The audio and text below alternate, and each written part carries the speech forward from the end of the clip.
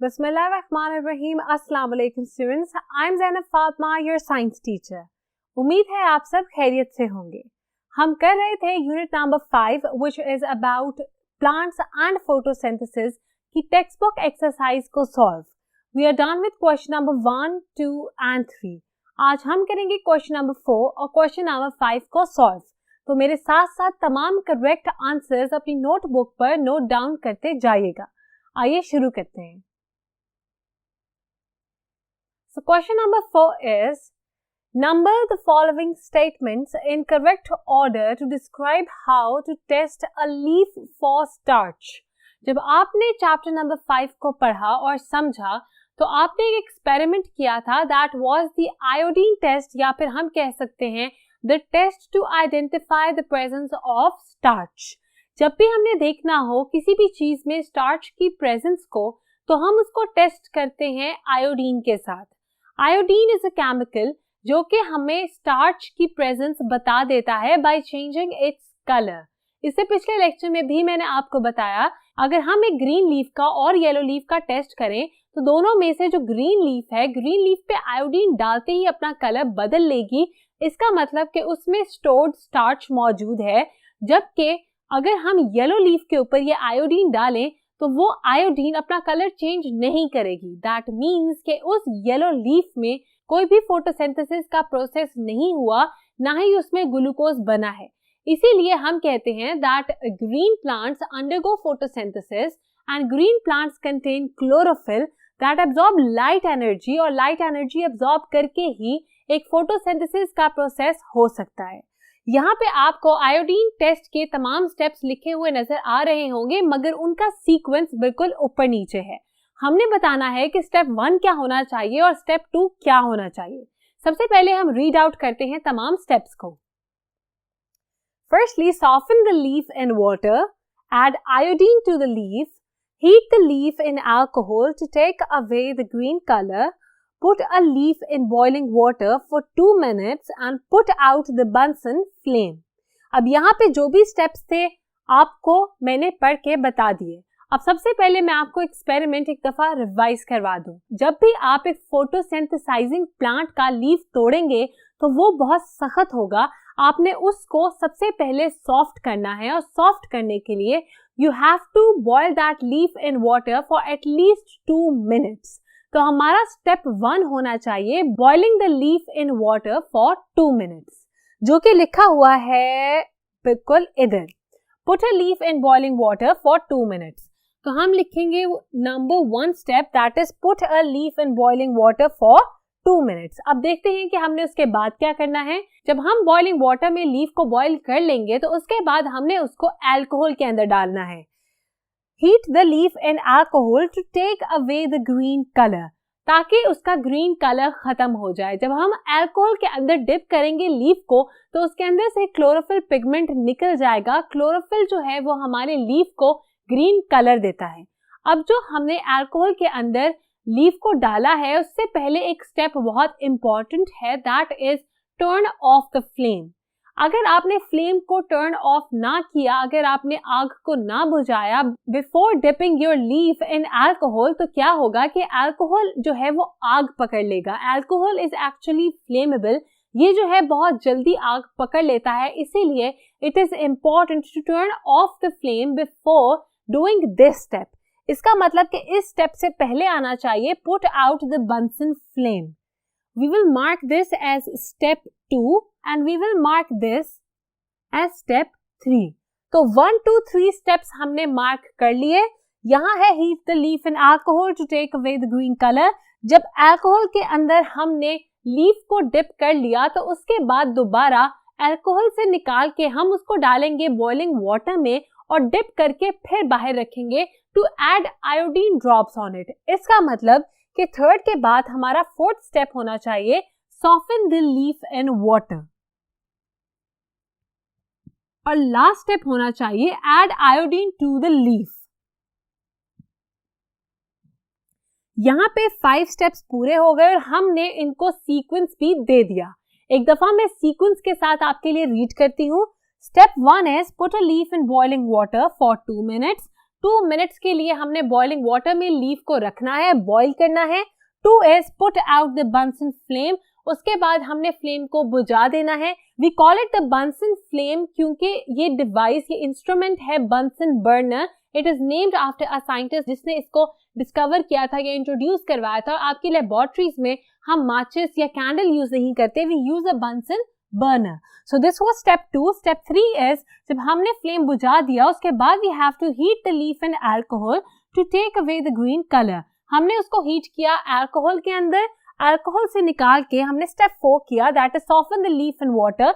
Alcohol से निकाल के हमने वापस उसको बॉइलिंग वाटर में डिप किया और उसके बाद हम उसको डिश में रखेंगे and we will add iodine drops to the leaf और हम उसके ऊपर ड्रॉपर इस्तेमाल करते हुए आयोडीन को डाल देंगे। जब हम आयोडीन डालेंगे इस बॉइल्ड लीफ के ऊपर जिसको हमने अब सॉफ्ट कर लिया है और उसमें से क्लोरोफिल भी निकाल लिया है, तो हमारा जो आयोडीन है वो अपना कलर बदल लेगा, which indicates the presence of starch, या हम कह सकते हैं the presence of glucose. Actually plants जो है वो ग्लूकोज को स्टोर करते हैं एज स्टार्च, इसीलिए स्टार्च टेस्ट या फिर आयोडीन टेस्ट इसका नाम है। So we are done with question number 4। अब हम जा रहे हैं क्वेश्चन नंबर 5 पे। तो अगर आपने क्वेश्चन नंबर 4 के आंसर्स नोट डाउन नहीं किए तो अभी अपनी टेक्स्ट बुक एक्सरसाइज पे जाके तमाम स्टेप्स की नंबरिंग कर लीजिए और जल्दी से वापस आइए। Well done students, now we are done with question number 4। We will move towards question number 5। Question number 5 में आपके सामने मैंने लिखा ग्लूकोज, और ग्लूकोज के एरोज जो हैं वो ओरिजिनेट हो रहे हैं 4 तरफ, which are actually the uses of glucose. Glucose जो है वो रेस्पिरेशन में यूज होता है, जैसा कि हमने पहले डिस्कस किया that breathing in breathing out या फिर गैसियस एक्सचेंज इन प्लांट्स को कहा जाता है रेस्पिरेशन। इस रेस्पिरेशन के प्रोसेस के लिए एनर्जी रिक्वायर्ड होती है हमारे प्लांट्स को। तो ग्लूकोज जो है it is used in the process of respiration. Secondly it is stored as starch. ये जो ग्लूकोज है ये स्टार्च की फॉर्म में स्टोर हो जाता है हमारे लीव्स के अंदर। Then it is used as a protein for growth. ये हमारे प्लांट में it is used as a protein for growth. जिस तरह हमारी बॉडी में प्रोटीन इस्तेमाल होती है फॉर ग्रोथ, बिल्कुल उसी तरह it is used in plants as well. Last is cellulose. Cellulose बनाने के लिए भी वी नीड ग्लूकोज, और ग्लूकोज जो है वो सेल्यूलोज बनाता है। Cellulose is the pigment found in the cell wall of plant cells. तो यहाँ पे मैंने आपको इंट्रोड्यूस करवा दिया और डिस्क्राइब कर दिया आपका क्वेश्चन नंबर 5, और इसी के मुतालिक नीचे क्वेश्चंस गिवन है जो कि हम जल्दी से सॉल्व कर लेंगे। Question number 1 is why does a plant need to store glucose. Plant को क्यों जरूरत होती है ग्लूकोज स्टोर करने की? इसका सबसे पहले एक फायदा मैं आपको बता दूं कि जो फोटोसिंथेसिस का प्रोसेस है वो सिर्फ सुबह के टाइम होता है। सुबह के टाइम ग्लूकोज अगर बन जाए और रेस्पिरेशन में ये ग्लूकोज इस्तेमाल हो जाए तो फिर रात के टाइम ग्लूकोज मौजूद नहीं होगी for the process of respiration. इसका मतलब कि रात के टाइम तो हमारा पौधा सांस ही नहीं ले सकेगा। इसीलिए प्लांट्स जो है वो ग्लूकोज को स्टोर कर लेते हैं, क्योंकि रात के टाइम जब सूरज मौजूद नहीं होता और फोटोसिंथेसिस का प्रोसेस नहीं किया जा सकता, तब ये स्टोर्ड ग्लूकोज काम आता है हमारे प्लांट के to undergo the process of respiration, और इसके साथ ही to undergo the process of growth.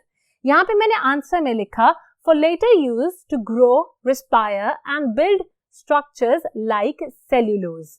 ये जो है स्टोर्ड ग्लूकोज ये यूज होता है बाद में, मतलब फॉर एग्जाम्पल अगर दिन के टाइम फोटोसिंथेसिस हो रही है तो जो ग्लूकोज बनेगा वो इन तमाम कामों में जो कि यहाँ एरोस के साथ नजर आ रहे हैं आपको, वो यूज हो जाएगा, यूटिलाइज हो जाएगा।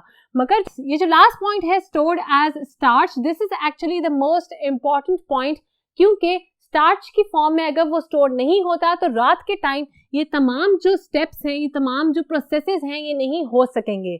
यहाँ जो लिखा गया है in growth, this is this point, respiration का पॉइंट जो हमने पढ़ लिया, and build structures like cellulose. Cellulose बनाने के काम आता है। स्ट्रक्चर्स इसीलिए हम कह रहे हैं क्योंकि अगर सेल्यूलोज ना बने तो प्लांट सेल की जो वॉल है वो नहीं बन सकती।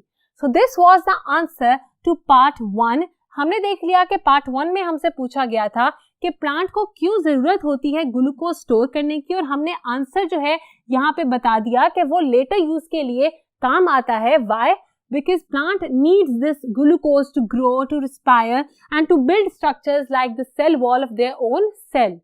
Second question is, what is cellulose used for?